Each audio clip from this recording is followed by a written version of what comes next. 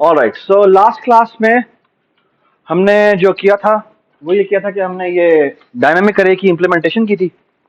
और डायनामिक अरे इम्प्लीमेंटेशन में हमने क्या देखा था कि द आइडिया वाज कि हमने ग्रोएबल अरे बनानी है। ठीक है, स्टैटिक अरे में प्रॉब्लम क्या था? स्टैटिक अरे में प्रॉब्लम यह था कि अगर हम चाहते हैं कि हम अपने अरे को रीसाइज करें तो वो रीसाइज नहीं कर सकते। ठीक है, तो then we move towards dynamic arrays. और डायनामिक अरेज के अंदर हमने ये पुश बैक फंक्शन लिखा था। हमने पहले एक सेटअप लिखा था, साइज का वेरिएबल पास होता है, जितना साइज हम पास करते हैं उतने साइज की वो बैकएंड पे अरे बना देता है। और उसके अंदर हमने एक ये पुश बैक फंक्शन लिखा था। और ये जो पुश बैक फंक्शन है ये क्या करता है? ये करता है कि अगर पहले वो एक हीप अरे बनाता है जो कि पिछला जो साइज है उससे एक साइज ज्यादा होती है, राइट?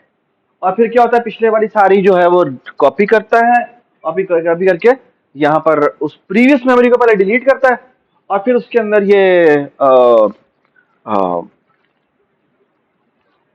हाँ, पहले क्या करता है कि वो पहले सारा कुछ कॉपी कर लेता है, फिर प्रीवियस मेमोरी को डिलीट करता है और फिर जो प्रीवियस पॉइंटर था जो कि हमने वीज रखा हुआ था उसको इस हीप की तरफ पॉइंट करता है जिसमें एक मेमोरी एक्स्ट्रा होती है। ठीक है, और फिर हम क्या करते हैं, फिर हम ये जो नई मेमोरी होती है, जो नई वैल्यू होती है वो हम एंड पे जाकर ऐड कर देते हैं। Right, I hope everybody is with me with that. Okay, इस इंप्लीमेंटेशन के लिए हमने देखा था कि there was a problem and that problem was कि अगर मैं आपको कहूं, so the problem was the following कि अगर मैं कहूं कि इसकी अगर आपसे पूछा जाए कि कॉम्प्लेक्सिटी कितनी है, तो कॉम्प्लेक्सिटी ऐसे होती है कि पहली पे कॉस्ट 1 आती है। ये रेड नहीं यूज करना मैंने, काइंडली मुझे ना याद करा दी करें। पहले पे कॉस्ट 1 आती है। Is it yellow is fine और आई शुड यूज व्हाइट? हाँ, सही है। सो द फर्स्ट पे कॉस्ट 1 आती है, दूसरे पे कॉस्ट 2 आती है। First your hair, thank you so much. ठीक है, तीसरे पे कॉस्ट कितनी आती है? 3 आती है। फिर कॉस्ट क्या आती है? 4 आती है। फिर क्या आती जाती है? इस तरह चलते चलते वो कहां तक जाती है? कॉस्ट n तक जाती है। ठीक है, वी सॉ कि there is a problem with this. What's the problem with this? कि ये जो कॉम्प्लेक्सिटी बनती है, ये कॉम्प्लेक्सिटी ये बनती है कि अगर n नंबर्स को हम ऐड करें, यानी n नंबर्स को हम पुश बैक करते जाएं, तो जो टोटल कॉस्ट आती है वो उसके बराबर होती है। ठीक है, और ये जो सम होता है, वो लोग जो कि नए हैं, ठीक है, मैं उनको थोड़ा सा रिफ्रेशर दे देता हूँ। वो ये कि ये जो सम होता है ना, ये इसको एक बड़ा मशहूर एक मैथमेटिशियन था, इसका नाम था गॉस। आपने सुना होगा वो इलेक्ट्रिक फ्लक्स जिसका हम पढ़ते थे, याद है? गॉसियन फील्ड जिसने बनाई थी वगैरह वगैरह।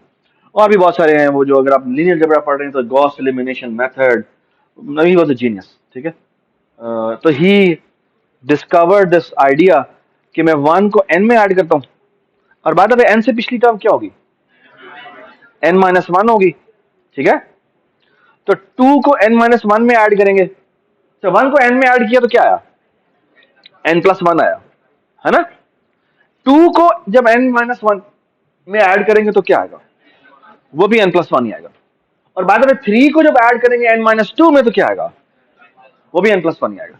और बाद में जो दरमियान वाली जो टर्म होगी वो होगी, एक होगी n/2 और एक होगी n/2+1। इनको भी हम ऐड करेंगे तो क्या आंसर आएगा? वो भी n+1 ही आएगा। So actually n+1 multiplied by n divided by 2, and that is how much? That is approximately n square। ठीक है, ये जो हम कहते हैं ना अप्रोक्सीमेटली, इसके लिए हम यहाँ पे टर्म यूज करते हैं big O of n square. ठीक है, I am going to remind you what big O was, ठीक है, इन द कमिंग क्लास। ठीक है, ये हमने वैसे किया था, आपको याद होगा CFP के अंदर, और फिर हमने बिग O यूज करना शुरू करता है, लेकिन कुछ लोगों को शायद ना पता हो, तो I will going to refresh it in the next class. Okay, but approximately का मतलब ये कि अगर मैं पॉलिनोमियल को खोलूं तो ये n स्क्वायर बाय 2 होगा और प्लस n/2 होगा, जो कि रफली n स्क्वायर है। ठीक है, इग्नोरिंग द कॉन्स्टेंट। ठीक है, सो ये जो हमने इंप्लीमेंटेशन की है, इस इंप्लीमेंटेशन में एक इश्यू है, और वो ये है कि जो ये n स्क्वायर टाइम लगा हुआ है n इंसर्शन का। तो अगर मैं कहूं कि मैंने n इंसर्शन किए हैं तो n स्क्वायर टाइम लग रहा है, तो एक इंसर्शन पे कितना टाइम लग रहा है अप्रोक्सीमेटली? बाय द वे हर एक पे डिफरेंट लग रहा है। पहले पे 1 लगता है, दूसरे पे 2 लगता है, तीसरे पे 3 लगता है। तो ऑन एवरेज इफेक्ट क्या आएगा? वो आएगा कि टोटल कॉस्ट कितनी है, total divided by total number of operations, number of operations, ठीक है। ये होती है एवरेज कॉस्ट। क्या होती है? कॉस्ट AVG, ठीक है। तो जो एवरेज कॉस्ट होगी वो बराबर होगी क्या, n square divided by n, क्योंकि हमने n इंसर्शन किए हैं। तो ये कितना आ जाएगा, ये तकरीबन आ जाएगा अप्रोक्सीमेटली n, ठीक है। I M ignoring the constant, so I just will say this is O of n, ठीक है। I hope everybody is with मी, ठीक है। इस तस्वीर को हम सेव कर लेते हैं, ठीक है। और ताहा काइंडली आपने शेयर कर देनी ये तस्वीरें जो भी हमारी ऑडियो, ठीक है। Alright, so what was the problem with this, कि हमारी ऑन एवरेज जो कॉस्ट आ रही है वो आ रही है n आ रही है, और टोटल कॉस्ट जो आ रही है वो n स्क्वायर आ रही है। और फिर हमने एक छोटी सी एग्जांपल के तौर पे सोचा था कि अगर हम आपको कहें कि मैंने 1 GB का डेटा लोड करना है, और 1 GB कितना होता है, वो तकरीबन 10⁻9 होता है। तो अगर मैं 10⁻9 अप्रोक्सीमेटली सिर्फ लोड करना चाहता हूं, एंड दैट इज नथिंग, यानी जिस दुनिया की हम बात कर रहे हैं, वैसे बाय द वे मुझे वो वेबसाइट मिल गई थी, अनफॉर्चुनेटली वो चल नहीं रही, उसका आई डोंट नो, कुछ आप काइंडली देखते रहिएगा। It's a very beautiful website, का नाम है इंटरनेट लाइव स्टैट। हालांकि अभी चल गई हो, अगर चल गई तो बड़ा अच्छा हो जाएगा। बस ये यही दिखाता रहता है, वरना यहाँ पे ये आ रहा होता है कि इस वक्त इंटरनेट पे इतने यूजर्स मौजूद हैं, टोटल नंबर ऑफ वेबसाइट्स जो हैं वो इतनी हो गई हुई हैं, ईमेल्स इतनी सिर्फ आज सेंड हुई हैं, और वो तो अगर वैसे अगर इंटरनेट लाइव स्टैट्स को आप जाके यूट्यूब पर सर्च करें ना, तो उसका आपको पुराने वीडियोस मिल जाएंगे, ठीक है। तो आई डोंट नो कि क्या उन्होंने कुछ शायद कुछ ब्रीच किया हो, जिसकी वजह से उन्होंने इसके ऊपर थोड़े कुछ दिनों के लिए बैन लगा हुआ है, ठीक है। हो सकता है इस तरह की कोई और वेबसाइट भी बन गई हो, तो काइंडली अगर आप देखिएगा, अगर आपको इस तरह की चीज मिले, इस तरह कोई लिंक मिले, तो मुझसे शेयर कीजिएगा, ठीक है। एंड दैट एक्चुअली एक्सप्लेन्स कि गूगल पे इतने सर्चेज हो रही हैं, बी लॉग्स जो है उसके ऊपर इतना, ब्लॉग्स के ऊपर है इतने लोग ब्लॉग्स पोस्ट कर रहे हैं, ट्वीट्स इतनी हुई हैं आज, वीडियोस जो हैं वो यूट्यूब पे इतनी व्यूज की हुई हैं, Instagram and so on so fourth, इन्होंने सारा को डेटा जो है वो काइंड ऑफ हर रोज का वो अपडेट करते रहते हैं कि इतना पर सेकंड इतना हो रहा है, और इस तरह से दिखा रहे होते हैं, ठीक है। It's a very beautiful website, but unfortunately क्यों बंद कर दिया उन्होंने, कोई मसला हुआ है जोड़ने के कुछ दिनों से। तो ये आप देखते रहिएगा, अल्लाह करे चल पड़े कुछ दिनों में, तो वो शायद आप दोबारा देख सके, ठीक है। So this is so this was the idea behind growable array, okay। अच्छा, so the issue with growable array was कि on average जो cost था, यानी cost average जो आ रही है कितनी, कितने ऑपरेशंस की, n ऑपरेशंस की, ठीक है। वो कितनी आ रही है, वो आ रही है O of n, ठीक है। और अगर हमारे पास डेटा तकरीबन 10⁻9 हो, यानी 1 GB का डेटा है, तो टोटल कॉस्ट जो आएगी सिर्फ इसको लोड करने के लिए, वो तकरीबन 10⁻18 आएगी, ठीक है। और अगर हम कहें कि मेरा 1 GB का यानी 4 GB का प्रोसेसर है, 4 GB चले छोड़ दे, 10 GB का प्रोसेसर कह देते हैं, तो वो इसको डिवाइडेड बाय 10⁻10 पर सेकंड में वो इतनी दफा वो लूप इंस्ट्रक्शन चला सकता है, क्योंकि हमने कहा था एक जो गीगाहर्ट्ज प्रोसेसर का मतलब ये है कि वो जो क्लॉक टिक्स जनरेट करता है, ये जो क्लॉक टिक्स आप लोग डीएलडी पढ़ रहे होंगे भी, है ना।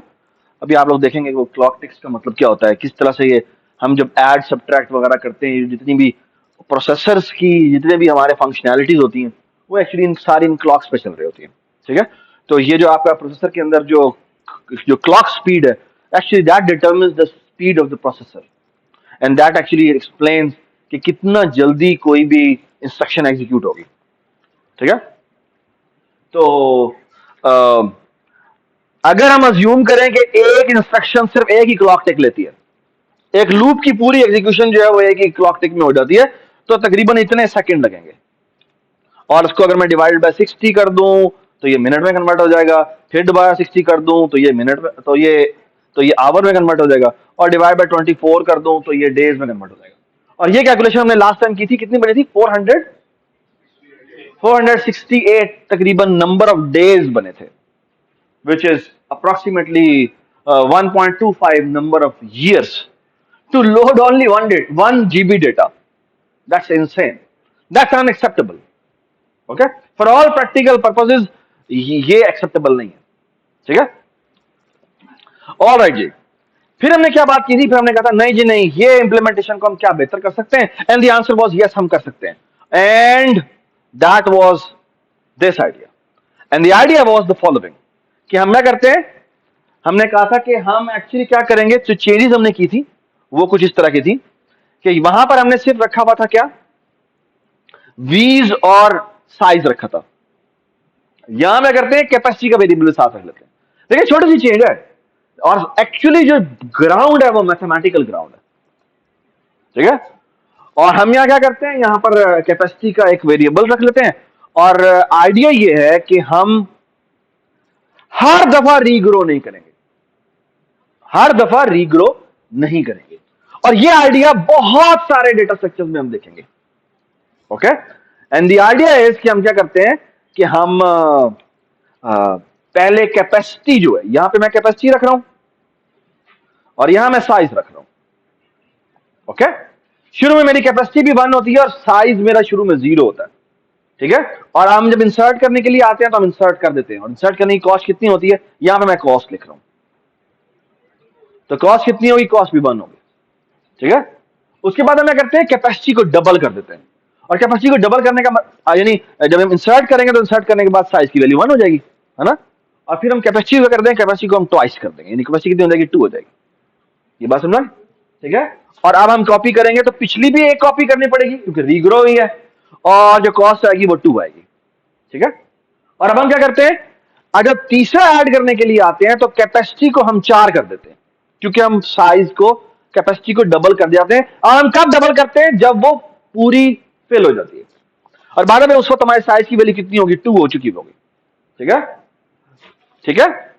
और फिर हम क्या करेंगे, इस पे कॉस्ट आएगी 3 क्यों कॉस्ट आएगी, क्योंकि प्रीवियस 2 भी वैल्यूज कॉपी करनी है और एक जो नई वैल्यू होगी वो भी कॉपी करनी है। और बाद में इसके नतीजे में क्या होगा, इसके नतीजे में ये होगा कि हमारा जो साइज हो जाएगा वो 3 हो जाएगा, ठीक है। तो जब नेक्स्ट टाइम हम आते हैं तो साइज की वैल्यू 3 होती है, ठीक है, लेकिन जो कैपेसिटी है वो 4 की 4 ही रहती है। क्यों, क्योंकि हम एक ऐड अगला जो है वो कर सकते हैं, तो हम ऐड करेंगे तो जो कॉस्ट आएगी वो 1 आएगी, ठीक है। और जब हम अगली वैल्यू ऐड करेंगे तो जो कॉस्ट आती है वो 5 आती है। क्यों, क्योंकि प्रीवियस 4 आपको कॉपी करनी पड़ती है। कैपेसिटी की वैल्यू को हम 8 रखते हैं, ठीक है। 8 क्यों, क्योंकि अब हमारी फुल हो गई है तो हम दोबारा से डबल साइज की एरे बनाएंगे। और जो साइज है वो हमारा इस वक्त 4 है, लेकिन इंसर्ट करने के बाद कितना हो जाएगा, 5 हो जाएगा, ठीक है, ठीक है। तो पहले साइज 0 था, इंसर्ट करने के बाद 1 हो गया। पहले साइज 1 था, इंसर्ट होने के बाद 2 हो गया। पहले साइज 2 था, इंसर्ट होने के बाद 3 हो गया। पहले साइज 3 था, इंसर्ट करने के बाद 4 हो गया। और फिर साइज 4 था, इंसर्ट करने के बाद 5 हो गया। ये बात समझ, ठीक है। और हमने देखा था कि ये जो हमारी कॉस्ट आ रही है, दैट वाज कि पहले हम हर एक में से 1 1 1 1 माइनस कर देते, और जब 1 1 माइनस करते हैं तो वो हमारा जो टोटल कॉस्ट बन जाती है वो होती है n प्लस ये जो 1 है, जितने भी 1 है वो तो 0 हो जाते हैं। वो क्यों 0 हो जाते हैं, क्योंकि वो हर एक में से हमने 1 पहले ही अलग रख के लिख दिया। तो ये जो बाय द वे जो 2 की पावर वाले इंस्टेंसेस है, यानी ये 2 है, सॉरी, जो 2 होगा वो 1 रह जाएगा, और जो 3 होगा वो 2 रह जाएगा, और जो 1 होगा वो 0 हो जाएगा, और जो 5 है वो कितना रह जाएगा, वो हो जाएगा 4। और बाय द वे उसके बाद जो 6 है उस पर भी 1 आनी है, 7 पे भी 1 आनी है, 8 पे भी 1 आनी है, लेकिन जो 9 होना है उस पर कॉस्ट कितनी आनी है, उस पर वो हो जाएगा 9 में से 1 निकल चुका हुआ है और 8 आ जाएगा। 8 हो जाएगा, फिर 16 हो जाएगा, फिर 32 हो जाएगा, और फिर और यहां तक आ जाएगा क्या, n। And this summation is a geometric series. और जो ज्योमेट्रिक सीरीज होता है वो एक्चुअली ज्योमेट्रिक सीरीज की जो लास्ट टर्म होती है उसके ट्वाइस से कम होता है। जैसे मैं एग्जांपल देता हूं आपको, अगर मैं आपको कहूं ना 1 जमा 2 जब ऐड करो तो कितना होता है, 3 होता है, जो कि 4 से 1 कम है। जब 1 जमा 2 जमा 4 क्या होता है, 7 होता है। जो कि 8 से 1 कम है, ठीक है। 1 जमा 2 जमा 4 जमा 8 किसके बराबर होता है? ये 8 के डबल यानी 16 से 1 कम 15 के बराबर होता है। ये बात समझ आई? इसी तरह 1 + 2 + 4 + 8 + 16 के बराबर होता है 31 के बराबर होता है, ठीक है ना। दैट्स वेरी इजी टू सी, ठीक है। और डिस्क्रीट मैथ अगर आप पढ़ रहे हैं, जो कि आप पढ़ रहे हैं, आई होप सो, उसमें आप देखेंगे कि इस तरह के ये आपको प्रूफ भी करने को आएंगे कि why this will be equal to this. You can easily use induction और मैथमेटिकल इंडक्शन, कॉन्ट्रडिक्शन, इस तरह के प्रूफ टेक्निक्स होती हैं, उससे आप ये प्रूव कर सकते हैं कि ये लेस देन 2n के बराबर होगा। आपको आई डोंट नो याद है या नहीं याद, मैं आपको थोड़ा सा याद करा देता हूं कि ये ज्योमेट्रिक सीरीज का सम जो होता है, जिसको हम इस तरह लिखते हैं n + n/2 + n/4, क्योंकि 1 से n तक जाना या उसको उल्टा करके लिखना एक ही बात है। तो ये हो जाएगा n/8 जमा डॉट डॉट डॉट + 8 जमा 4 जमा 2 जमा 1, ठीक है। इसको एक्चुअली मैं इस तरह लिख सकता हूं कि ये एक डब्बा है और ये एक और डब्बा है। अगर मैं कहूं ये डब्बा n है और ये डब्बा भी उसी के बराबर है, तो ये टोटल सम किसके बराबर होगा? 2n के बराबर होगा। और मैं अभी कहना बताता हूं आपको कि ये एक्चुअली, ये मैं अभी प्रूव कर दिखाता हूं, ये जो समेशन है ना, ये एक्चुअली सारा इसके अंदर फिट इन हो जाएगा। कैसे फिट इन हो जाएगा कि ये मैं आपके सामने करता हूं, ये मैं ब्लू कलर लेता हूं,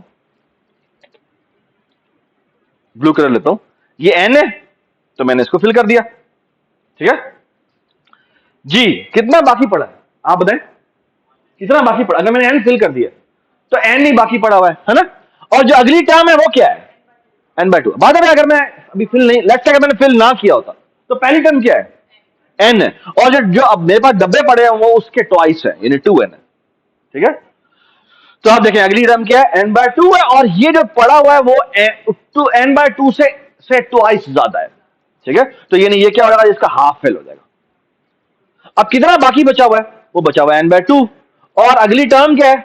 वो n/4 है, क्योंकि एक्चुअली क्या है? इसका हाफ है। तो एक्चुअली ये इसको फिल करेगा और ये कितना बाकी बच जाएगा? ये n/4 बड़ा होगा, जो कि इसका कितना है? इसका डबल है, ठीक है। ये बात सुनाई? तो कभी भी ये फिल नहीं होगा। एक्चुअली अगर मैं 1 तक फिल करूंगा ना, तो इसमें से एक छोटा सा डब्बा बाकी बच जाएगा। लेकिन अगर मैं 1 के बाद जो भी कर दूं, 1/2 कर दूं, फिर 1/4 कर दूं, और फिर इसको इन्फिनिट सीरीज बना दूं, तो फिर ये फिल हो जाएगा। ये बात सुना? ठीक है। I hope everybody understand this, ठीक है। And that is actually associated with one of the most famous paradox, it's called Zeno's paradox. इसकी स्टोरी बड़ी मजेदार है, ठीक है। It's 300 BC। ज़ीनो क्या कहता है? वो कहता है कि ना, कि तुम्हारा नाम क्या? अलीना। मैं जो हूं ना, अलीना की तरफ एक तीर मारता हूं, ठीक है, ठीक है। और तीर मैंने निशाना लिया होता है अलीना के सर का, ठीक है। और तो क्या होगा?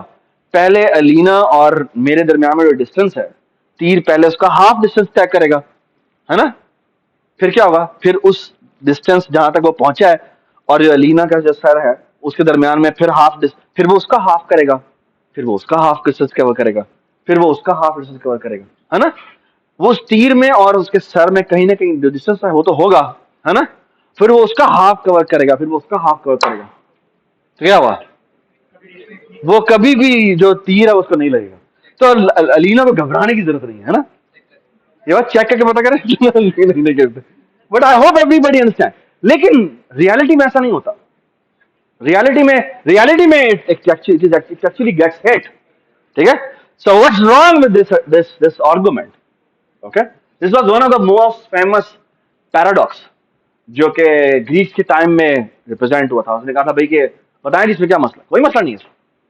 If you assume that the space is infinite, okay, it's infinitely divisible, तो फिर तो ये होना चाहिए। ये बात समझ में क्या बात की? And then there came the idea of atom. And what is atom? An indivisible particle. इसका मतलब क्या है? That can not be divide any further. ये बात सुनाई? तो ये हालांकि ये जो एटम का आइडिया है, हम तो से एटम को फिजिकल सेंस में कहते हैं, but this was a philosophical idea which came from this paradox कि भाई या तो फिर वो कवर होगा या कवर नहीं होगा। ऐसा नहीं होगा कि भाई उसको मजीद आप ब्रेक कर सकते, उसको फिर मजीद आप ब्रेक नहीं कर सकते। तो there will be a division की एक लिमिट है, के बाद आप उसको मजीद डिवाइड नहीं कर सकते, ठीक है। बट खैर ये तो एक साइड वाली कहानी है जो कि हम शुगर लगाते रहेंगे, ठीक है। ओहो, अंडू, और यहां पे कर दिया मैं सेव, ठीक है। So I hope you get the idea. The idea इसके वेक्टर में हम क्या करते हैं, वेक्टर में हम बेसिकली जो इसका पुश बैक है इसमें थोड़ी सी एक फर्क है, वो हम कहते हैं अच्छा ये इसको फिलहाल मैं इस इफ को मत देखे फिलहाल और इसके नीचे देखें। तो ये कहता है अगर साइज की वैल्यू कैपेसिटी के बराबर नहीं हुई तो वो क्या कहता है, वो डायरेक्टली जाके उसकी साइज इंडेक्स पे जाके वो वैल्यू रखवा देता है और कहता है साइज में के इंक्रीमेंट कर दो, नो प्रॉब्लम एट ऑल, ठीक है। हाँ लेकिन अब क्या होता है, अगर साइज की वैल्यू कैपेसिटी के बराबर आ जाए, now we are in trouble. इसका मतलब क्या है, अब रीग्रो होना है। तो उस केस में क्या करता है, पहले सबसे पहला काम ये करता है कैपेसिटी को वो मल्टीप्लाई बाय 2 कर देता है, फिर वो एक नई ही परे बनाता है और फिर प्रीवियस के ऊपर नई वाली नहीं नई के ऊपर प्रीवियस वाली कॉपी करता है और फिर क्या करता है, प्रीवियस मेमोरी को इरेज कर देता है और प्रीवियस पॉइंटर को इस नए वाले की तरफ पॉइंट करवाता है। मतलब ये कि मेरे पास नई मेमोरी बन चुकी हुई है, ये बात समझ, ठीक है। और उसके बाद वो आता कहता है हाँ भी मेमोरी तो बन चुकी है, तो अब इसके मतलब नई जगह भी बन चुकी होगी, तो वहां पे जाकर राइट करवा देता है। I hope everybody understand this, ठीक है। That small change, that small change is a huge change. Don't do this. This change is a huge change. Okay? Just आप इमेजिन कर लें कि इससे होगा क्या कि अगर मैं 10 रेस्ट टू द पावर क्या था 9 था ना 1 GB, अगर मैं इसको लोड करने को कहूं तो इसकी जो कॉस्ट आती है वो तकरीबन 3 टाइम n के बराबर आएगी, जो कि इसके बराबर होती है 3 टाइम 10 रेस्ट टू पावर 9। तो कहां 10 रेस्ट टू पावर 18 और कहां सिर्फ और सिर्फ ये। You can imagine this, you can imagine this कि अगर ये लोड सिर्फ 1 सेकंड में होता है ना, ये लोड अगर अगर 1 सेकंड में हो तो ये लोड होगा तकरीबन 3.33 into 10 raised to the power 9 seconds. That's the difference we are talking about. यानी मतलब क्या है, ये मिलियन कितना होता है, यानी कि ये तकरीबन अगर इसको 1 सेकंड लगेगा तो इसको तकरीबन इतने सेकंड लगेंगे। और बाद में डेटा को अगर मैं 1 GB ना करूं 1 टेराबाइट कर दूं तो ये कितना हो जाएगा, ये हो जाएगा 3 इंटू 10 रेस्ट टू पावर 12 और ये कितना हो जाएगा, ये हो जाएगा हाँ जी 10 रेस्ट टू पावर 12 का स्क्वायर जो कितना होता है 24 होता है। ये बात सुनाई, तो ये क्या हो जाएगा, अगर ये 1 सेकंड में सॉल्व हो जाए तो ये कितनी देर में सॉल्व, यानी ये अगर 1 सेकंड में सॉल्व हो जाएगा तो ये कितना स्लो होगा, ये तकरीबन approximately 10 raised to power 12 time slower होगा। ये बात समझ, इतने टाइम स्लोअर का मतलब क्या है कि अगर ये 1 सेकंड लेता है तो वो मिलियन सेकंड लेगा, मिलियन टाइम्स मिलियन सेकंड लेगा। That's the difference we are talking about. ये बात समझ, ठीक है। So if you see an algorithm, if you see an algorithm which is taking n square time, आपके अलार्म बजना शुरू हो जाना चाहिए, ओह ये तो बहुत ज्यादा हो गया, क्योंकि if n will grow this will be out of the range, ठीक है। we do not compromise, n तक हम कंप्रोमाइज करते हैं, n log n तक भी हम कंप्रोमाइज करते हैं, लेकिन हम n स्क्वायर की जहां बातें आना शुरू हो जाए वहां पे हमारे हाथ पांव फूल जाते हैं, क्योंकि हम कहते हैं भाई ये हम नहीं कर सकते, ठीक है, क्योंकि फिर वो चीजें इम्प्रैक्टिकल होना शुरू होती है। n cube n to the power 4 वो तो बड़ी बात की बात है, ठीक है। प्रैक्टिकल लाइफ में जब आप जाएंगे तो हम इसी की बात करेंगे, ठीक है। ऑल राइट जी, अच्छा जी, ये जो हमने वेक्टर बनाया था जो कि आपकी असाइनमेंट आपको आई हुई है, वो असाइनमेंट भी है वो लैब भी है, ठीक है। उसमें कोई एक चीज मैंने ऐड नहीं की, वो मैं आज कराऊंगा, वो उसको आपसे ऐड कर दूंगा। और वो ये है कि which actually will give you the real power के जो वेक्टर है उसको उसका सबसे प्रिलिमिनरी वर्जन हम आइटरेटर का बना रहे हैं। अच्छा आइटरेटर क्या होता है, अच्छा the idea which I am about to tell you is कि अभी हमने एक्चुअली इस डेटा स्ट्रक्चर कोर्स के अंदर बहुत सारे डेटा स्ट्रक्चर्स पढ़ने, ठीक है।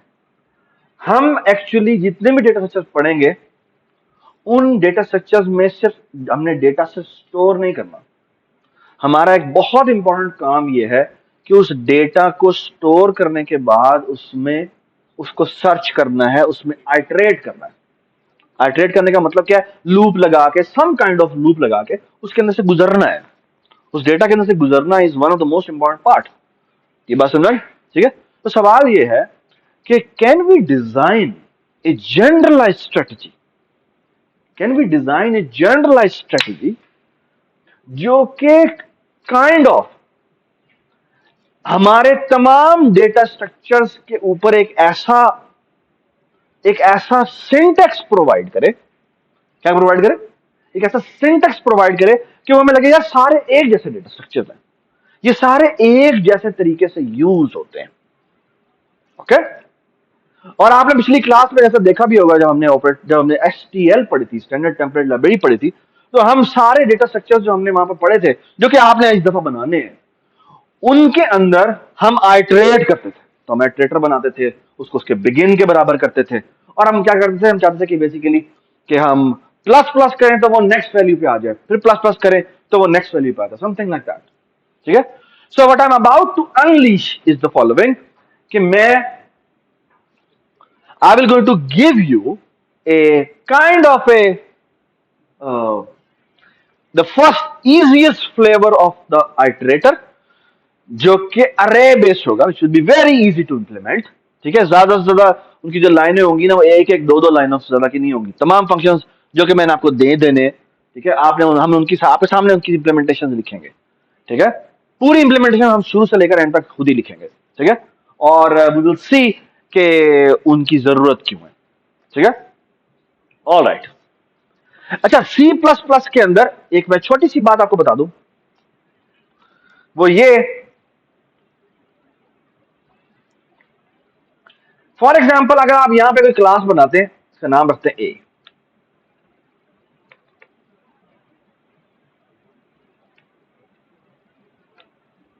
ठीक है?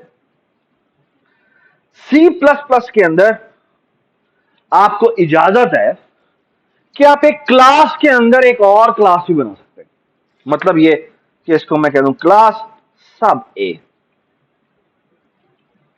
ठीक है? दिस इज कॉल्ड ए सब क्लास। क्या कहते हैं? सब क्लास। तो इट्स ए क्लास A, और इसे कहते हैं सब क्लास, यानी उसकी सब पार्ट है। ठीक है? ऑलराइट। और इसका बहुत बड़ा फायदा है, ठीक है? वी विल गोइंग टू सी इसका बहुत बड़ा फायदा क्या है। ओके? सबसे बड़ी सिंपल सी एग्जांपल की ये है कि फॉर एग्जांपल मैं कहता हूं कि ये टेम्पलेट टाइप नेम T है, ठीक है? अगर मैं ये सब क्लास ना बनाऊं, बाहर एक सब क्लास बना दूं, ठीक है, तो यहां पे भी मुझे लेट्स से ये भी मुझे एक टेम्पलेट क्लास बनानी पड़ेगी, तो मैं यहां पे लिखूंगा टाइप नेम T, ठीक है? बल्कि ऐसा करते हैं कि इस टाइप को हम पहले बना लें, ठीक है? और लेट्स से अब मैं अगर कहूं कि मैंने सब क्लास A का कोई ऑब्जेक्ट बनाना है, तो मुझे ये लिखना पड़ेगा सब A, और यहां बताना पड़ेगा कि ये कौन सी क्लास है। क्यों? क्योंकि जिस तरह आमतौर पे हम टेम्पलेट क्लास बनाते हैं, तो हमें बताना पड़ता है कि इस A क्लास का ये किस टाइप का ऑब्जेक्ट बनने के लिए अंदर जा रहा है, तो मैं यहाँ पे सब A बताना पड़ता है। मतलब ये कि फॉर एग्जांपल अगर मैं यहाँ पे लिखता हूँ सब, और लेट्स से मैं कहता हूँ इसकी डेटा टाइप वही होनी चाहिए जो कि इस A क्लास की डेटा टाइप होनी चाहिए, तो मैं क्या कहूंगा ये T, और लेट्स से अगर मैं कहूं कि मैंने यहाँ पे एक पॉइंटर बनाया PTR, और लेट्स से मैं यहाँ पे पब्लिक पोर्शन में आता हूं और मैंने A का कंस्ट्रक्टर बनाया इंट, लेट्स से S एक वेरिएबल है, तो अगर फॉर एग्जांपल मैंने इस PTR को मैंने कहना है कि इस S साइज की अरे बना दे, तो मुझे क्या करना पड़ेगा जी बताएं? PTR is equal to new, जी किस टाइप की मुझे बनानी पड़ेगी अरे? सब A टाइप की, ठीक है? और यहां मुझे फिर दोबारा बताना पड़ता है ये, और यहां बताना पड़ता है कि कितने साइज की मैंने बनानी, ठीक है? यू कैन सी कि मुझे जहां जहां सब को एलोकेट करना है, मुझे यहां पे ये टाइप बतानी पड़ती है। ये बात सुना, विच, और ये यूजुअली हम भूल जाते हैं, ठीक है। और एक और भी बहुत बड़ी वजह है, जब हम अगले जब क्लास में करेंगे ना, जब अगला हम डेटा स्ट्रक्चर पढ़ेंगे, तो वी विल गोइंग टू सी, पहले मैं आपको दोनों तरह से इंप्लीमेंटेशन करके दिखाऊंगा, ठीक है। अलग का इंप्लीमेंटेशन करते थे तो क्या होता, और आप सब क्लास की तरह इंप्लीमेंटेशन कर रहे हैं तो उससे क्या होगा, ठीक है। आई विल शो यू कि दोनों इंप्लीमेंटेशन में कितना जमीन आसमान का फर्क है, ठीक है। क्योंकि सब क्लास बनाने से एक करके नतीजा ये है कि काफी चीजें आप उसको हाइड कर सकते हैं फ्रॉम द आउटसाइड वर्ल्ड, ठीक है। क्योंकि अगर आपने प्राइवेट पार्ट इसके हिस्से में अगर एक सब क्लास बना दी है, तो इसका मतलब क्या, आउटसाइड वर्ल्ड को सब क्लास का पता ही नहीं है। वरना सब आपने जो सब क्लास बनाई है, अगर वो ग्लोबल स्कोप में बना दी है, तो वो आउटसाइड वर्ल्ड को क्या होगी, विजिबल होगी। ये समझ में आई मैंने क्या बात की है। ये देखें ना, आप अगर आप देखें, अगर मैं फॉर एग्जांपल ये मेरी कोई भी क्लास है, वेक्टर डॉट एच क्लास है, अगर मैं इस वेक्टर डॉट एच क्लास को इंक्लूड करूंगा, तो मेरे पास सब ए क्लास भी आ जाएगी और मेरे पास ए क्लास भी आ जाएगी। ये समझ में आई बात मैं क्या कह रहा हूं। तो ये एक्चुअली कई दफा आप एक क्लास ए बना रहे हैं और उसके अंदर मुझे ये सब क्लास चाहिए, लेकिन मुझे सिर्फ इसके अंदर चाहिए और मुझे कहीं और नहीं चाहिए, और ये मैंने सिर्फ इसकी हेल्प अपनी इस क्लास की इंप्लीमेंटेशन करने के लिए एज ए हेल्पिंग टूल के तौर पर मैंने ये क्लास बनाई थी। अगर ऐसा सिनेरियो हो तो you should always go for सब क्लासेस, ठीक है। अगर ये समझ में पूरी बात नहीं भी आए तो परेशान हो जरूरत नहीं है। Next class, next data structure जो हमने बनाना है, ठीक है, जो कि लिंक लिस्ट होगी, ठीक है, उसमें हम विल गोइंग टू सी के I mean how this is implemented, you will be able to appreciate better, okay. क्योंकि अभी जो है ना हमारे पास बड़ी सिंपल सिंपल सी जो वेक्टर इंप्लीमेंटेशन है, उसमें डायरेक्ट ही वो चीज बन जाती है। मैंने क्योंकि बैकएंड पे क्या रखना है, मैंने टी टाइप का एक पॉइंटर रखना है।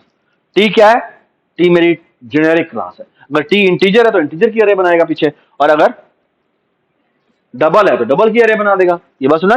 लिस्ट के केस में ऐसा नहीं होगा, वो हम देखेंगे क्यों ऐसा नहीं होगा, ठीक है। तो अब देखें, मैं एक काम करने जा रहा हूं,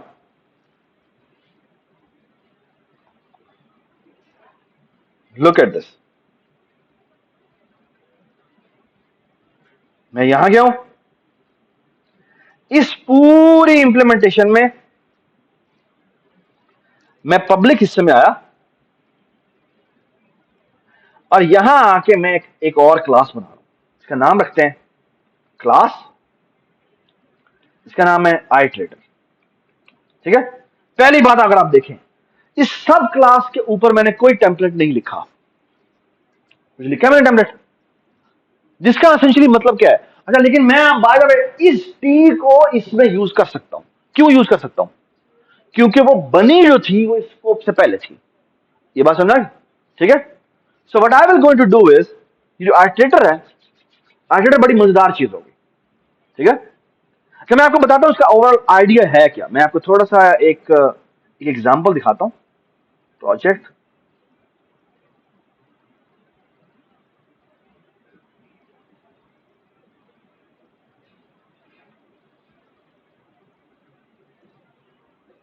I want to show you the main of this program and please appreciate कि मैं क्या करने जा रहा हूं।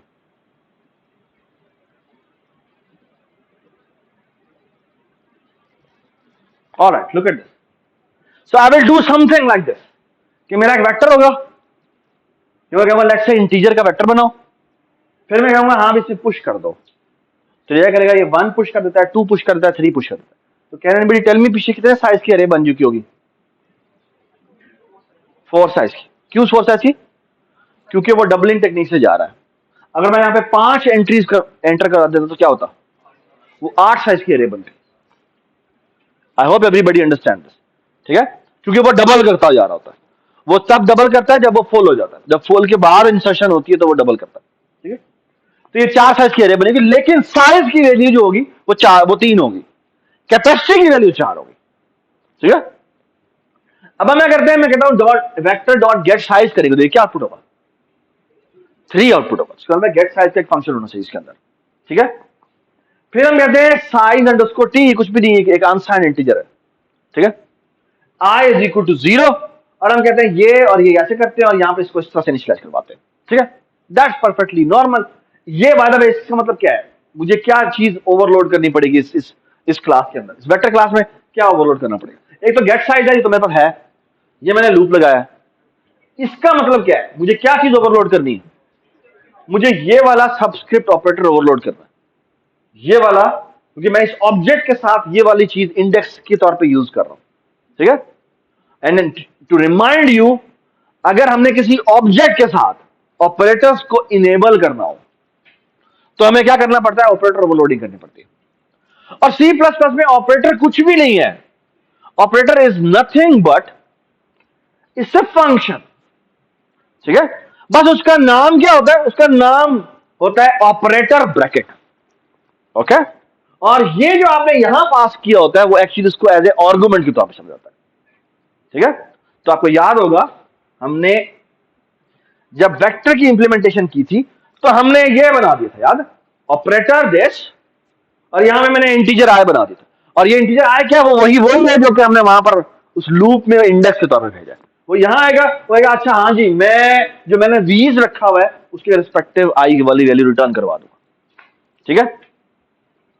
Alright, this is a kind of A small refresher. अगर आपको फिर भी इसमें कुछ हेल्प चाहिए तो please you can drop by, that's not an issue, ठीक है। सो आई होप कि यहां तक तो हमने पिछले कोर्स से ऊप में उसने किया था, लेकिन अब हम थोड़ा सा आगे चलते हैं, ठीक है। Now look at this implementation, that's what I am about to unleash on you, okay. I would like to do the following, I will say कि वेक्टर क्लास में एक सब क्लास है, इसका नाम है क्या, iterator, okay. I would like कि मैं इस आइटरेटर क्लास का एक ऑब्जेक्ट बनाऊं, इसका नाम रखूं आईटी, ठीक है। I hope everybody understand this. उसके बाद मैं कहता हूं उसको मैं वेक्टर की बिगिनिंग दे देता हूं। वेक्टर की बिगिनिंग का मतलब है वो बेसिकली 1 की तरफ पॉइंट करेगा, किस तरफ पॉइंट करेगा। उसके बाद मैं कहता हूं जब तक IT is not equal to vector dot end, कि जब उसके एंड के बराबर नहीं आता, ठीक है, तब क्या करते रहो, प्लस प्लस IT करते रहो। प्लस प्लस IT का मतलब है शुड हैव, ये जो आइटरेटर,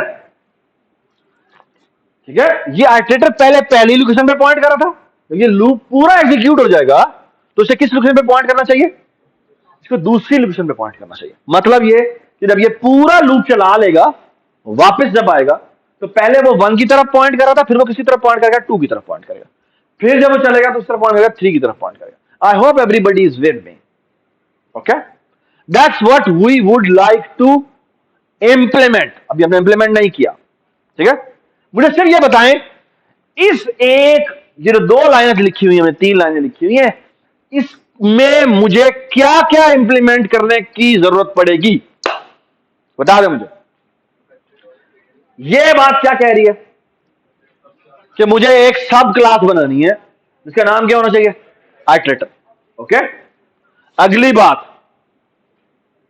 ये क्या बता रहा है कि वेक्टर क्लास के अंदर, वेक्टर क्लास में, सब क्लास में नहीं, वेक्टर क्लास में, वेक्टर क्लास में एक फंक्शन होना चाहिए जिसका नाम, जिसकी क्या नाम क्या हो, जिसका नाम हो बिगिन के नाम से हो। ये बात समझ, अब अगली बात सुने, ये क्या रिटर्न करे, ये एक आइटरेटर का ऑब्जेक्ट रिटर्न करे।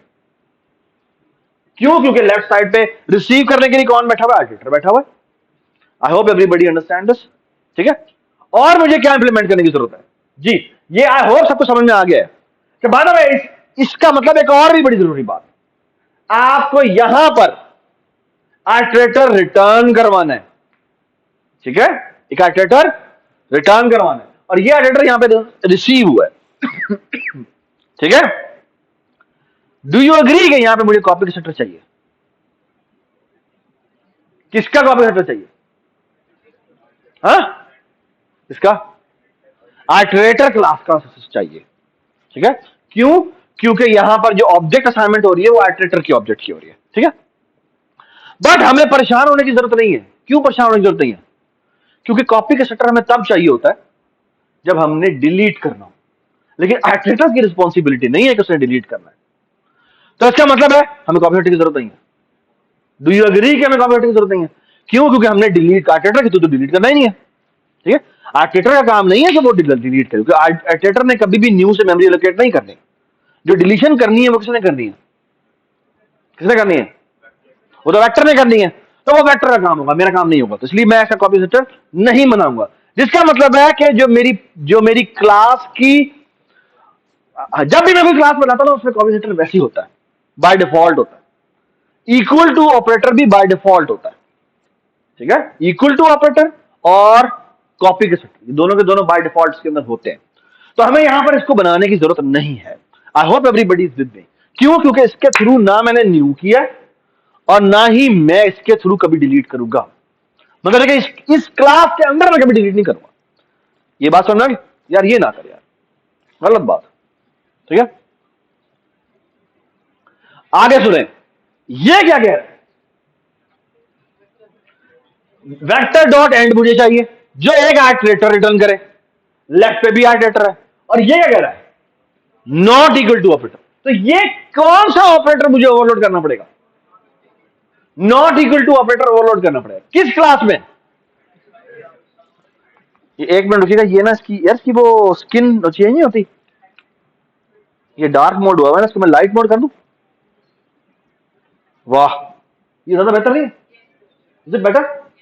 I hope it is better. यार ये बात सुनो, ये ना थोड़ा सा ये नजर आ रहा है कलर थोड़े से डिम है यार, ये कलर थोड़े से वो नहीं है, कंट्रास्ट की सेटिंग ठीक नहीं है, ये ठीक कर देना क्लास के बाद, ठीक। Alright, I hope everybody is with मी। ये मुझे लगता है अच्छा पिछले वाला ठीक था, ये ठीक है, ये ठीक है ना, ठीक है। खुद काम करने के लिए ये ठीक नहीं है, लेकिन क्लास के लिए ठीक है, ठीक है, ठीक है। अच्छा जी, और बेटा मुझे बताएं, ये अगर हम इसकी बात करें तो इसमें अगर आप देखें तो मुझे ये not equal to operator overload करना है, किस क्लास में करना है, क्योंकि वेक्टर डॉट एंड ने एक आइटरेटर रिटर्न करना है, वेक्टर डॉट बिगिन ने भी आइटरेटर रिटर्न करना है, और यहाँ पे आइटरेटर और आइटरेटर के दरमियान में कंपैरिजन हो रहा है। और बाय द वे आइटरेटर और आइटरेटर के दरमियान में कंपैरिजन होने का क्या मतलब है, कि दोनों आइटरेटर्स जिस पोजीशन को पॉइंट कर रहे हैं वो दोनों इक्वल नहीं होने चाहिए, ठीक है। आइटरेटर क्या होगा, आइटरेटर एक पोजीशन का पॉइंटर अपने पास सेव करेगा, ठीक है। मैं अभी आपको बताता हूं कि वो कैसे सेव करेगा, ठीक है। डू यू अग्री कि ये भी मुझे ओवरलोड करना है? ये क्या है, ये प्लस प्लस आईटी का मतलब ये है कि पहले अगर वो जीरो लोकेशन की तरफ अरे में पॉइंट कर रहा था, तो अब इसे किसकी तरफ पॉइंट करना चाहिए, वन लोकेशन पे पॉइंट करना चाहिए, फिर प्लस प्लस करेंगे तो उसको, ठीक। आई होप एवरीबडी अंडरस्टैंड, और आई होप यू ऑल नो कि प्लस प्लस आईटी जो होता है वो रिटर्न भी करता है। क्या रिटर्न करता है, अपने आप को रिटर्न करता है, स्टैटिक दिस रिटर्न करता है, ठीक है। अच्छा, उसके बाद आई डोंट नो ये आपको नजर आ रहा है नहीं नजर आ रहा है, कहा यार ये ना थोड़ा सा खराब थोड़ा सा है यार, बात सुन यार आप, ठीक है, इज इट बेटर? ये अगर आप देखें तो ये स्टैटिक आईटी है। स्टैटिक आईटी का मतलब क्या है कि एक्चुअली मुझे इस आइटरेटर क्लास के अंदर स्टैटिक ऑपरेटर भी ओवरलोड करना है, ठीक है, ठीक है। स्टैटिक ऑपरेटर का मतलब क्या है कि ये बेसिकली वो उसकी वैल्यू रिटर्न करते हैं, और वैल्यू भी बाय रेफरेंस रिटर्न करें, क्योंकि ऐसा हो सकता है कि मैं ये कर दूं,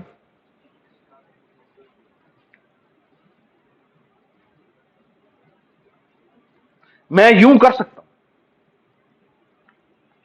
इसका मतलब क्या है, इसके नतीजे में क्या होगा मुझे बता सकता हूं?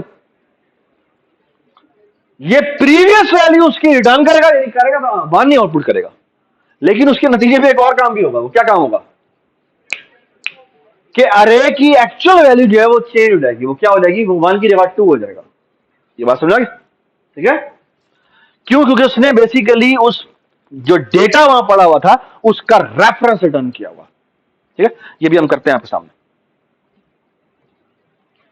ऑलराइट जी। बिल्कुल उसी तरह ये मैं आपके सामने बनाऊंगा, बट ये आपको पता होना चाहिए ये आपने लैब में बनाना है, ठीक है। बनाना तो दोनों है, लेकिन एक मैं आपको बना के दिखाता हूं, ठीक है। लेकिन ये नीचे वाला जो है ना, ये मैं अभी कमेंट कर दूंगा, ये मैं नहीं बनाऊंगा, ये आप खुद बनाएंगे, ठीक है। और ये क्या है, ये रिवर्स आर्टिटर है।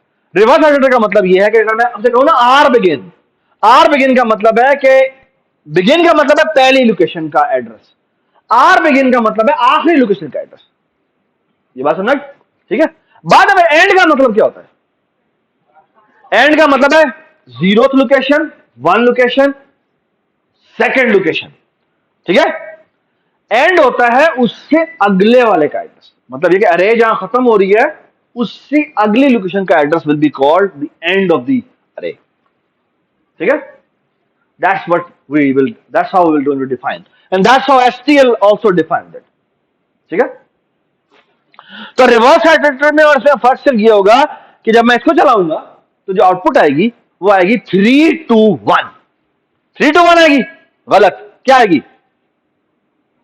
अगर मैंने ऊपर वाला कोड लिखा हुआ है तो क्या आउटपुट आनी चाहिए? 4-3-2 आनी चाहिए। क्यों? क्योंकि मैं यहां पे क्या कर चुका हूं? प्लस प्लस कर चुका हूं। ये बात समझ? हाँ, अगर मैं ये प्लस प्लस हटा दूं,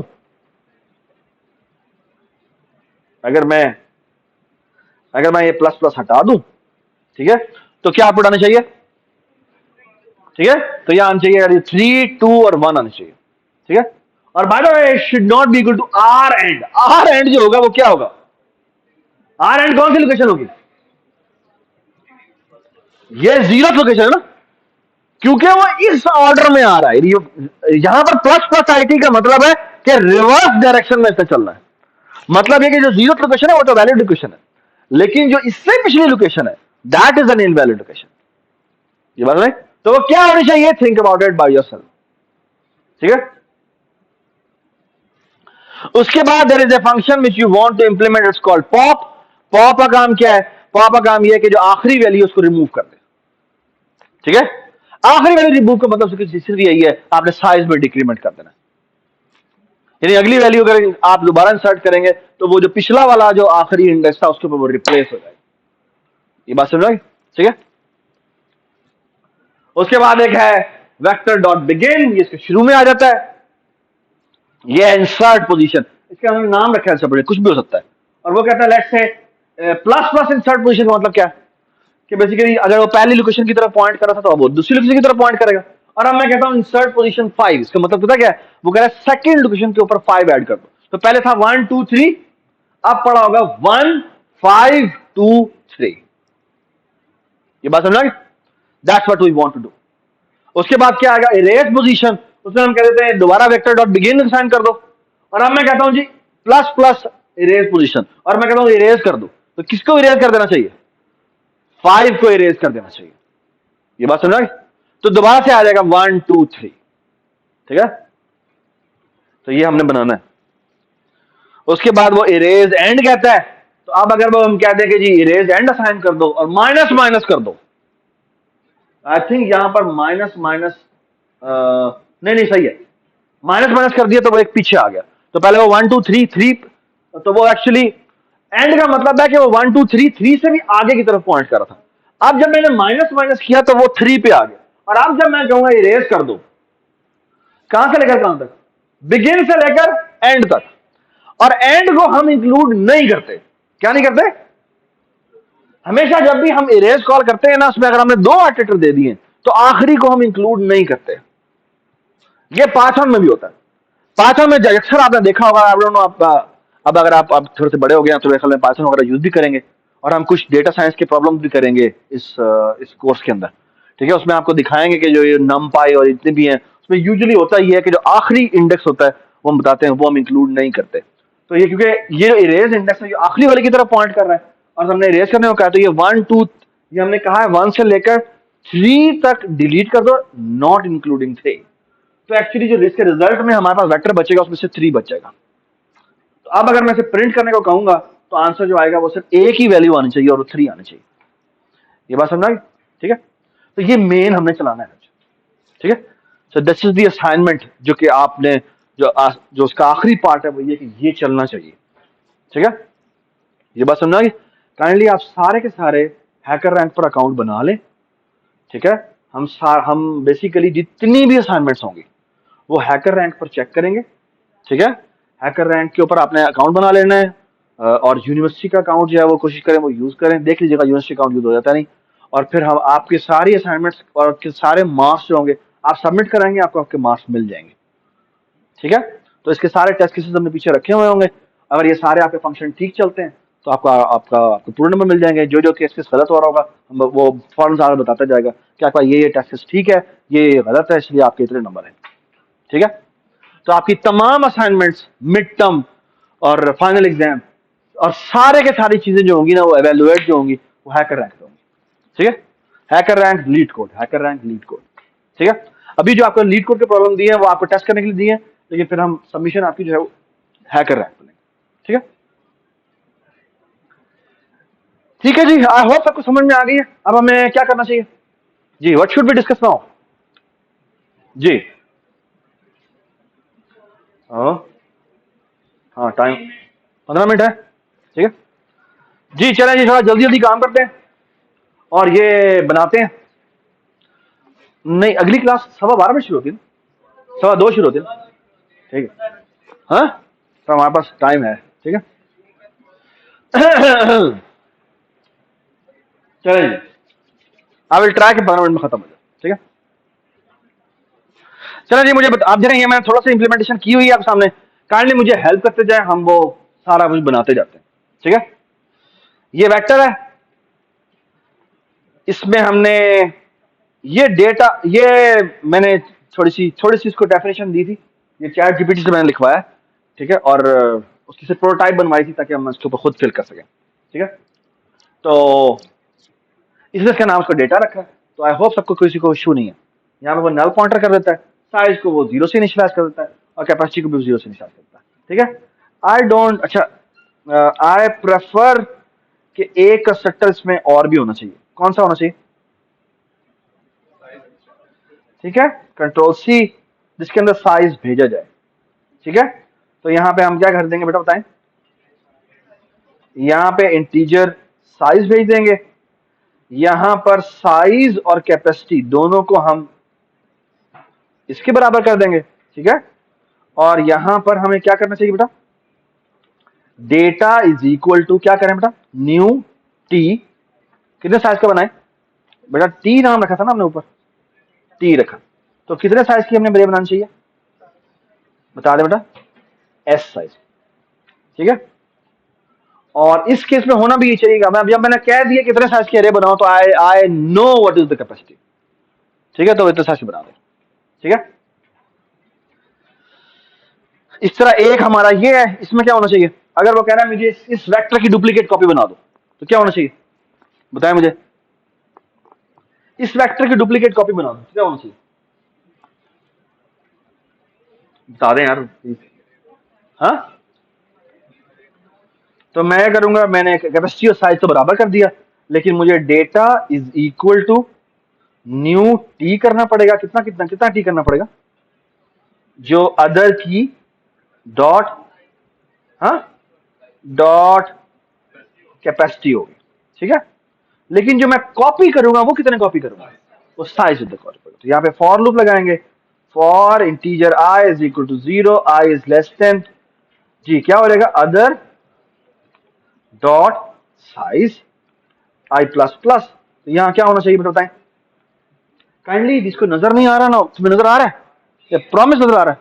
यार मैं इससे पूछ रहा हूँ, ठीक है, क्योंकि वो इधर बैठा हुआ ना, आई डोंट लाइक इट। ठीक है, मुझे ना वो उसके वो चाहिए, एनोटेशन टूल चाहिए जी, बताएं। यहाँ बेटा क्या होना चाहिए?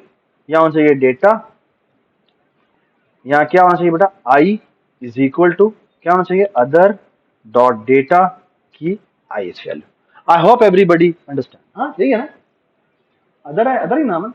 ठीक है, ठीक है, सो फार सो गुड। यार ये इंटरनेट बंद हुआ है क्या? ये क्यों नहीं चल रहा यार?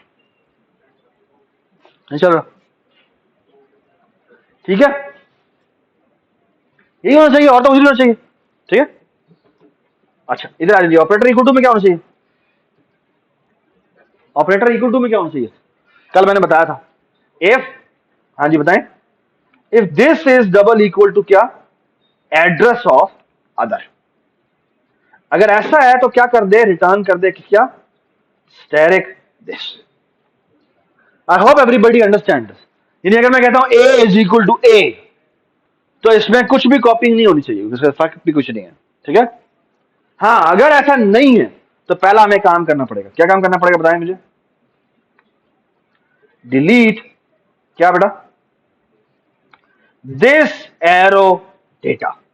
ये मैंने क्यों किया? ये बेटा मैंने क्यों किया बताएं मुझे? जल्दी से बताएं। क्योंकि हम नई मेमोरी बनाने जा रहे हैं तो प्रीवियस मेमोरी को वहां से इरेज करना चाहिए। और क्या होना चाहिए बेटा बताएं मुझे। अब हम करेंगे दिस एरो, बताएं जी, कैपेसिटी इज इक्वल टू क्या करें बेटा बताएं मुझे, अदर डॉट कैपेसिटी। ठीक है, और फिर क्या होना चाहिए बेटा, this arrow size is equal to other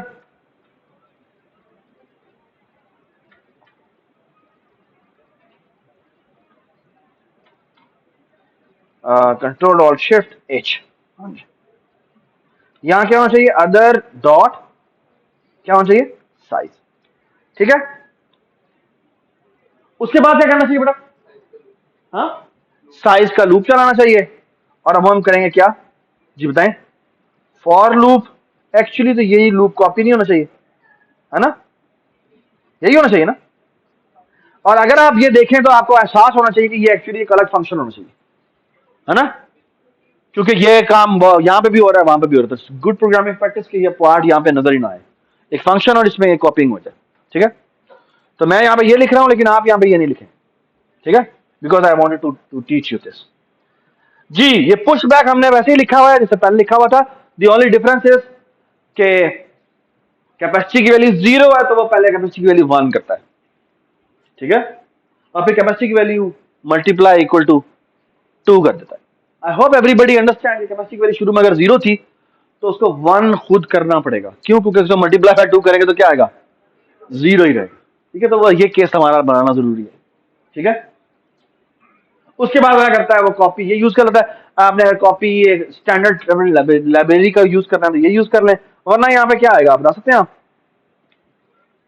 यहाँ क्या होना चाहिए, यहाँ पे वो सारी प्रीवियस वाली कॉपी हो गई। ठीक है, तो यहाँ पर अगर एक्चुअली अगर आप देखें तो यही वाला जो कोड है, यही वाला कोड जो हमने अदर से कॉपी किया था, ये मुझे यहाँ पे करना पड़ेगा। ठीक है, बट अदर की जगह बेटा क्या हो जाएगा, बताएं क्या होगा। यहाँ पे अदर कुछ भी नहीं है तो यहाँ पे क्या आना है, दिस एरो साइज है, और ये यहाँ पे क्या आना है, यहाँ पे आना है दिस एरो डेटा। ठीक है, ये सही है ये गलत है, ये है न्यू डेटा, सॉरी ये न्यू डेटा में हमें ये कॉपी करना पड़ेगा, है ना। और फिर हमें क्या करना पड़ेगा, ये डिलीट करना पड़ेगा और दिस एरो डेटा को तो क्या साइन करना पड़ेगा, ये न्यू डेटा साइन करना पड़ेगा। ठीक है, हो सकता है मैंने कोई छोटा मोटा बग किया हो ये, लेकिन ये बग आप खुद फिक्स कर सकते हैं। ठीक है, काइंडली ये आपका काम है जी। Pop back, pop back is nothing but क्या, क्या मैं क्या करना है, साइज को एक दफा डिक्रीमेंट कर देना। ये बात सुने, ठीक है। अच्छा, ये इरेज हम लिखते हैं, ये थोड़ा सा नॉन ट्रिवियल सवाल है। ये इरेज, इससे इरेज और इसमें इरेज में फर्क क्या बताएं मुझे, आप बताएं, आप बताएं क्या फर्क है इस इरेज में और इस इरेज में। हाँ जी बताएं, हाँ जी बताएं क्या फर्क है इस इरेज में और इस इरेज में, इस इरेज में और इस इरेज में क्या फर्क है, ऑब्वियस नजर आ रहा है। ये जिस जो पोजीशन आपने दी है तो उसी को डिलीट करेगा, ये करेगा, ये रेंज डिलीट करेगा। लेकिन रेंज दी हुई है, फर्स्ट से स्टार्ट करेगा लेकिन आखिरी वाले को डिलीट नहीं करेगा। ठीक है ना, उससे पहले पहले तक सारे डिलीट करना है, अपर बाउंड। ठीक है, अपर बाउंड का मतलब है कि वो एक्चुअली वो उससे कम होना है। ठीक है, सो एसेंशियली अगर मैं आपको ये कहूं तो ये इसको मैथ की टर्म में इसको ऐसे लिखते हैं कि फर्स्ट को तो ऐसे करना है लेकिन कॉमा लास्ट का ओपन है। ठीक है, आई होप कि कैलकुलस में आपने इस चीज पढ़ी होगी कि लेफ्ट साइड इंक्लूडेड है लेकिन राइट साइड इंक्लूड नहीं है। ठीक है, सन ओपन इंटरवल टाइप चीज। ठीक है जी, क्लियर में क्या करना है, साइज के बराबर 0 कर देना है ना, और क्या करना है, कैपेसिटी को भी बराबर क्या कर देना है, 0 कर देना है, और क्या करना है, डिलीट कर देना है किसको बेटा, data. I hope everybody understands and I hope everybody understand this as well. ये हमने पिछली क्लास में बनाया था तो मैंने इसको ऐसे रहने दिया। ठीक है, और जो गेट साइज है वो भी बड़ा इजी है, हमने बस साइज रिटर्न करा देना। ठीक है, आप गेट कैपेसिटी भी बनाना चाहें तो बना सकते हैं, ठीक है। Now comes the real part, ठीक है। ओए, इसको मैं थोड़ी हाइड कर रहा हूं और इसको भी मैं हाइड कर रहा हूं, ठीक है।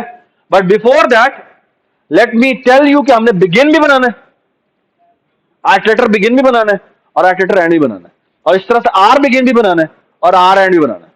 ये बात समझा, ठीक है। और हमें एक और चीज भी बनानी है जो यहां पर नहीं लिखी हुई, वो है इंसर्ट। इंसर्ट में क्या पास होता है? इंसर्ट में एक आर्टिलेटर पास होगा जो अभी तक हमने नहीं बनाया, और हम कहेंगे एक वैल्यू पास होती है, ये वैल्यू जाके इसमें इंसर्ट कर दो, और वो m% पास हो रही है कॉन्स्ट के साथ। कॉन्स्ट का मतलब क्या है? इट्स ए कांस्टेंट, तो उसका वो रेफरेंस बना देगा, लेगा और बेसिकली इसको जाके इंसर्ट करेगा, ठीक है। ये देखें, हाँ, इस वैल्यू की अपनी कॉपी नहीं बनेगी, लेकिन जहां पे वो रखवाएगा वो उसकी कॉपी होगी, ठीक है। चलें जी, आई थिंक ये जो हमने फंक्शन बनाने हैं, ये तो हम वापस आते हैं लाइन नंबर 79 पे, थोड़ी देर में वापस आएंगे। ये थोड़े से नॉन ट्रिवियल फंक्शन है, लेकिन before that I would like कि हम इस आर्टिलेटर को बनाएं, ठीक है जी। आर्टिलेटर को बनाते हैं, अब आपने मुझे बताना है किसकी जरूरत है, किसकी जरूरत नहीं है, ठीक है। पहली बात, ये आर्टिलेटर का एक मैंने आर्टिलेटर के अंदर क्या किया, जिस डेटा टाइप की तुमने वेक्टर बनाया है, उसी का पॉइंटर हम अपने पास सेव करेंगे इस आर्टिलेटर के अंदर। क्यों? क्योंकि what is an iterator? Iterator holds the address of a memory location, okay. तो ये करता है, ये टी टाइप की एक पॉइंटर होल्ड करता है, ठीक है। ये बात समझ, आई hope everybody agree with this, ठीक है। आसिम, ये देखो, ठीक है। और ये प्राइवेट डिस्प्ले है। उसके बाद मैंने क्या किया, मैंने एक कंस्ट्रक्टर बनाया। इस कंस्ट्रक्टर में मैंने क्या पास किया? कंस्ट्रक्टर में मैंने टी पास किया, ठीक है। और मैंने कहा यार इसका ना ये जो पॉइंटर है, इस टाइप का तुम ऐसे करो, आर्टिलेटर बना दो। क्या मतलब ऐसे क्या होना चाहिए? वो कहेगा हाँ भी जो तुमने पॉइंटर दिया इसमें गलती है। क्या गलती है बताए मुझे? इसको मैं ऐसे करता हूं, _ptr कर देता हूं, ताकि वो ऐसे निकला देगा, ठीक है। तो इसने क्या कहा है? इसने कहा है कि तुम जो भी तुम्हारा पॉइंटर आया वो तुम अपने वाले पॉइंटर के अंदर इसको साइन कर देना, मतलब ये। और by the way, I hope everybody understand. Narmeen, तुम मोबाइल यूज कर रही हो? इधर देखो, फिर तुम्हारी आदत अभी तक गई नहीं है ना? चलो इधर देखो, शाबाश। अच्छा, ये मैंने काम किया, पहले मुझे बताएं, ये मैंने जो कंस्ट्रक्टर बनाया ना, ये मैंने प्राइवेट बनाया। प्राइवेट का मतलब क्या है? अगर मैं प्राइवेट में बना दूं कंस्ट्रक्टर को, पता क्या होता है इसका मतलब? क्या होता है? इसका ऑब्जेक्ट आप नहीं बना सकते, इसका ऑब्जेक्ट आप नहीं बना सकते। बाहर की दुनिया में आप इसका ऑब्जेक्ट नहीं बना सकते। ये बात समझा, ठीक है। अच्छा, आप देखें, मैं एक और भी बड़ी मजेदार चीज कर, यहां पर हमने क्या किया, इसका ये जो कॉपी कंस्ट्रक्टर है ना, ये हमने पब्लिक किया हुआ, ठीक है। इसकी मुझे जरूरत है? अभी हमने बात की थी कि जरूरत थी, इसकी जरूरत नहीं थी, ठीक है। तो इसको मैं फिलहाल ऐसे करते हैं, पब्लिक ही रहने देते हैं, ठीक है। सॉरी, ये जो मैंने बनाया इसको मैं यहां बना दूं, ठीक है, ठीक है। अच्छा जी, आप मुझे बताएं कि ये क्या करेगा? What should this do? ये क्या क्या कह रहा है? ये कह रहा है कि जिस भी लोकेशन पे तुम पॉइंट कर रहे हो, उससे अगली लोकेशन पे तुम पॉइंट करना शुरू कर दो, है ना। तो अगर वो इंट पॉइंटर है तो उसमें कितने का इंक्रीमेंट होना चाहिए? 4 का इंक्रीमेंट होना चाहिए। अगर वो डबल की का वेक्टर बना हुआ है तो उसमें 8 का इंक्रीमेंट होना चाहिए। अगर वो कोई स्ट्रक्ट है तो वो स्ट्रक्ट का जितना साइज है उतना इंक्रीमेंट होना चाहिए। ये कैसे पता चलेगा? हाँ, ये कैसे पता चलेगा? We don't care actually. Why we don't care? क्योंकि हमने तो सिर्फ उस पॉइंटर में इंक्रीमेंट करना है, एंड पॉइंटर जिस डेटा टाइप का भी होगा वो उसके हिसाब से इंक्रीमेंट खुद हो जाएगा। क्योंकि पॉइंटर के अंदर जो अरिथमेटिक होती है वो इसी तरह होती है। पॉइंटर के अंदर अरिथमेटिक होती है वो कैसे होती है कि अगर वो इंटीजर का है तो उसमें वो 4 का इंक्रीमेंट करता है, अगर वो कैरेक्टर का पॉइंटर है तो उसमें वो 1 का इंक्रीमेंट करता है, अगर वो डबल का पॉइंटर है तो उसमें वो 8 का इंक्रीमेंट करता है, अगर वो इंट है लॉन्ग लॉन्ग है तो उसमें भी वो 8 का इंक्रीमेंट करता है। I hope everybody understand. ठीक है, सही है।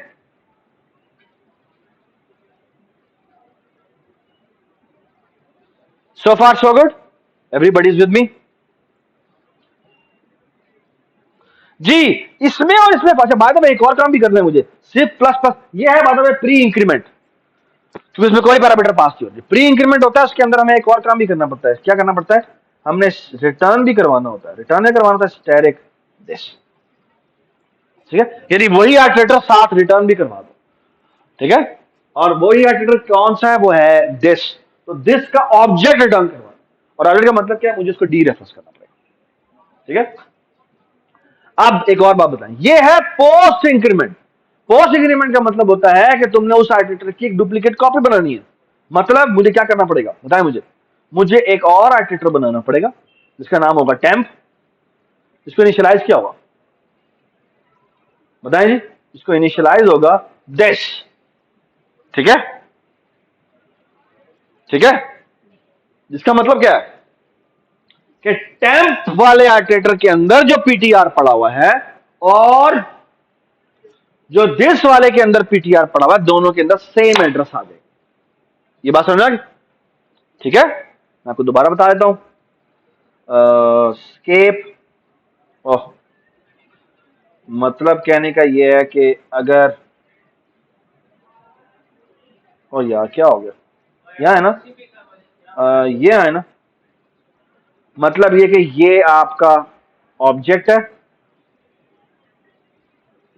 जो टेम्प है, और इस टेम्प के अंदर एक पॉइंटर मौजूद है जिसका नाम पीटीआर है, और ये एक और ऑब्जेक्ट है जिसका हमें नहीं पता क्या नाम है, लेकिन एक दिस पॉइंटर है जो कितने बाइट का है, 4 बाइट का है, और ये जो दिस पॉइंटर है ये इसकी तरफ पॉइंट कर रहा है, और उसके अंदर भी एक पॉइंटर मौजूद है। ठीक है, थिकनेस में थोड़ी सी बढ़ा देता हूं, और बाय द वे ये एक मेमोरी है वेक्टर की, लेट से 3 साइज की उसने एरे बनाई हुई थी, और इस वक्त जो ये आर्टिटर था, ठीक है, जो भी आर्टिटर का ऑब्जेक्ट था, इसके ये लेट से 0x100 था, ये 0x104 था, ये 0x108 था। ठीक है, तो और इसमें लेट से 1 पड़ा हुआ है, 2 पड़ा हुआ है और 3 पड़ा हुआ है, और इसके अंदर जो पड़ा हुआ है एड्रेस वो पड़ा हुआ है 0x10 क्या बेटा, लेट से 104 पड़ा हुआ है। तो जब मैंने वो लाइन लिखी, कौन सी लाइन लिखी बेटा, जब मैंने ये लाइन लिखी तो एक्चुअली इसके अंदर भी क्या आ गया, 0x104। ये बात समझ आई? अब मुझे एक बात बताएं, वैसे जस्ट एक जनरल, अगर मैं दिस के पीटीआर में इंक्रीमेंट करूं तो क्या टेम्प का पीटीआर बदलेगा? नहीं बदलेगा। ये बात समझ आई? ठीक है, तो मैं यहां करूंगा, यहां पे सिर्फ सेव करवा दिया, रिटर्न तो मैंने टेम्प ही करना। ठीक है, और बाद में इसकी जो रिटर्न टाइप है उसमें आइटरेटर है, इसका मतलब क्या है, वो इस टेम्प की भी एक डुप्लीकेट कॉपी बनेगी। ये बात समझ, और कॉपी का सेक्टर बाय डिफॉल्ट वाला चलेगा, वो उसकी कॉपी बनवा देगा, मुझे कोई मसला नहीं है। ठीक है, और यहां हम क्या करेंगे, यहां हम करेंगे यहां पे दिस का जो पीटीआर है उसमें क्या कर देंगे, इंक्रीमेंट कर देंगे। ठीक है, ठीक है, that's it, that's the only thing we have to do. Minus minus, I hope minus minus आपको खुद कर लेना चाहिए, बल्कि ऐसा करते हैं, कर लेते हैं। तो इसमें क्या होना चाहिए बताएं मुझे, दिस एरो, हाँ जी बता दें क्या होगा, एरो पीटीआर, इसमें हम माइनस माइनस कर देते हैं और रिटर्न करवा देते हैं क्या बेटा, स्टैटिक दिस, और इधर क्या करते हैं, आइटरेटर, जी बताएं, temp is equal to static this, return temp, लेकिन साथ हमें एक और काम करना है, वो ये कि this arrow PTR minus minus. ठीक है, आप डबल इक्वल टू चला लेते हैं। डबल इक्वल टू क्या है? डबल इक्वल टू में क्या होना चाहिए बताओ कि अगर रिटर्न दिस एरो पीटीआई, यानी दिस जो है वो जिस मेमोरी लोकेशन को पॉइंट कर रहा है और अदर जिस मेमोरी लोकेशन को पॉइंट कर रहा है, क्या वो बराबर है? ये बात सुना? अगर वो बराबर है तो बात खत्म हो गई। और नॉट इक्वल टू में हम क्या करेंगे? हम कहेंगे यही कर दो, यही कर दो, और ऐसा करो इसका नॉट कर दो। ये बात समझ?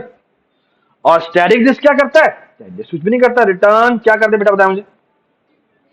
Return static PTR. ठीक है, दिस का पॉइंटर को, आई होप एवरीबडी अंडरस्टैंड। ठीक है, वो जिस भी मेमोरी लोकेशन को पॉइंट कर रहा है उसका रेफरेंस रिटर्न कर दो। ठीक है, so we are done with this. और अब मुझे बिगिन लिखना है। बिगिन में क्या होना चाहिए? बिगिन में हम कहेंगे रिटर्न। अच्छा, अब आप ये जो बिगिन है, पहली बात तो ये बिगिन किसका फंक्शन है? आइटरेटर का नहीं है भाई, वेक्टर का है। ओके, ये वेक्टर का फंक्शन है। और वेक्टर के पास कौन से एट्रीब्यूट्स हैं? वेक्टर के पास है, ये मैं इसको छुपा रहा हूं, अब ये देखें, इसको मैं छुपा रहा हूं। वेक्टर के पास इस वक्त जो मौजूद है वो क्या है? वो है डेटा, साइज और कैपेसिटी। तो ये देखें, यहां पर आते हैं, एक मिनट, 2:15 बजे क्लास है। हाँ, नहीं होता नहीं। कौन सी? वो 2 बजे नहीं, वो भी 2:15 बजे ना। हम 2:15 बजे चले जाएंगे वहां पे। 2:15 बजे से कोई 2-3 मिनट पहले चले जाएंगे। चलो डोंट वरी, डोंट चले जाएंगे। अभी वही एक लाइन लिखनी है बस, खत्म हो जाए। ठीक है जी, बिगिन बताएं, बिगिन क्या लिखना चाहिए? यहां हम करेंगे बिगिन को क्या होना चाहिए? अरे की पहली लोकेशन की तरफ पॉइंट करना। तो यहां हम करेंगे रिटर्न, यहां लिखेंगे आइटरेटर, और यहां लिखेंगे गौर से देखें, ये जो अरे थी उसका नाम हमने क्या रखा था यहां पे? डेटा। तो हम कहेंगे डेटा को पास कर दो। डेटा क्या है? डेटा खुद एक पॉइंटर है। तो वो पहली लोकेशन को एज ए एड्रेस लेता है और कहता है ऐसा करो, इसका इटरेटर बना और वो इटरेटर रिटर्न कर। We are done. Okay, can you tell me what is this? It's return iterator, और वो होगा data plus size. Why plus size. Size की वैल्यू अगर सिर्फ 1 है तो डेटा जो है उस पर तो वैल्यू पड़ी हुई है, और उसी से जस्ट अगली लोकेशन जो है, जो कि साइज है, वो क्या है? वो उसका एंड है। ये बात समझ? ठीक है, और आर बिगिन और आर एंड क्या होगा ये आप खुद बनाएंगे। ठीक है, ये बात समझ? ठीक है, फिलहाल मैं यहां पे कुछ भी नहीं लिखता, यहां पे मैं लिखता हूं रिटर्न आइटरेटर, और यहां पे मैं नल भेज देता हूं। ठीक है, और यहां पे भी मैं नल भेजता हूं, लेकिन आप ये खुद लिखेंगे। ठीक है, कंट्रोल एस जी, ये हो गया। Now the only thing left is these two things. पहली बात, ये आपने दोनों फंक्शन खुद लिखने हैं, लेकिन आपको बता देता हूं आइडिया क्या है। आइडिया ये है, अगर मैं कहता हूं पहले तो इंसर्ट लिखते हैं। इंसर्ट का मतलब क्या है? इंसर्ट का मतलब मैंने एक नई वैल्यू ऐड करनी है। तो सबसे पहले मुझे चेक करना चाहिए कि मेरे पास क्या कैपेसिटी है अभी तक। अगर कैपेसिटी है, all I have to do is कि जो पोजीशन पास हुई है,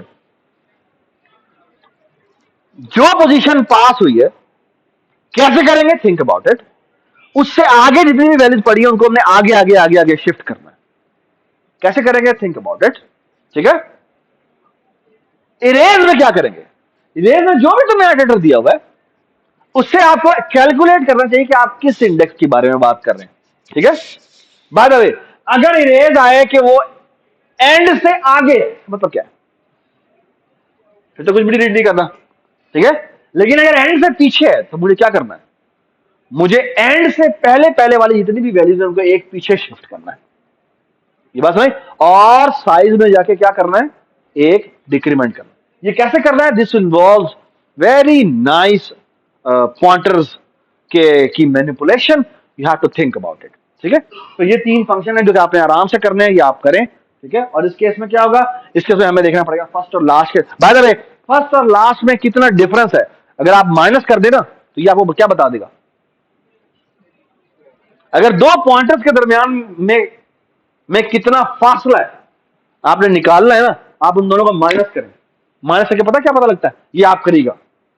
अगर एक पॉइंटर है 0 पे खड़ा हुआ है और एक पॉइंटर है जो कि अगली वैल्यू पे पड़ा हुआ है, हालांकि उनके डिफरेंस, और अगर let's say integer data type थी तो डिफरेंस तो 4 आता है, लेकिन अगर मैं पॉइंटर्स के दरमियान में डिफरेंस निकालूं तो जो वैल्यू आती है वो क्या आती है। ये बात समझ आई मीन क्या हुआ, सवाल समझ में आया मैंने क्या बात की है कि एक पॉइंटर है, लेट्स से वो 0th लोकेशन पे है और एक पॉइंटर है 3rd लोकेशन पे है। ओके, अगर मैं इन दोनों के दरमियान में माइनस करूंगा ना तो जो आंसर आएगा ना वो 3 आएगा। ओके, ना कि 12 आएगा। ओके, क्योंकि पॉइंटर्स के साथ जब हम सब्ट्रैक्शन करते हैं तो वो हमें बताता है कितनी मेमोरीज हैं इस डेटा टाइप की इन दोनों एड्रेसेस के दरमियान में। ये बात समझ। सो इससे एक्चुअली यू कैन डिटरमिन कि मैंने लूप कितने का लगाना है और कितने का की चीजों को तुमने आगे शिफ्ट करना है। ठीक है, तो think about it. Thank you so much for your for today's lecture. ये दोनों, ये सारे फंक्शन जब ओ ऑफ 1 में नहीं है, ये ओ ऑफ n में होने हैं। ठीक है,